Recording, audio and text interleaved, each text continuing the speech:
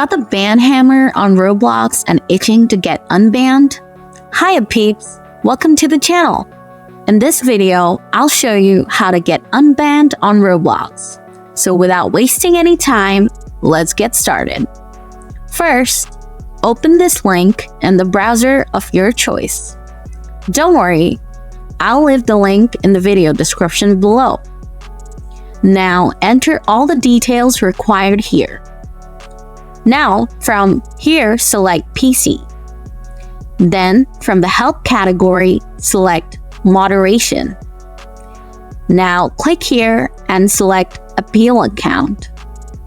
Now in this box, just write why you got banned and why you think you should be unbanned. Also, throw in an apology if you did something against Roblox rules. After that, hit the submit button. Now the Roblox mods will take a look, and if they believe there was a mistake or you deserve an unban, they'll lift the ban for you. Alright peeps, and that's a wrap. Now, if the video helped you to get unbanned, please click the like and subscribe button. If you still have any questions, feel free to leave them in the comments below and I'll get back to you soon. Thanks for watching!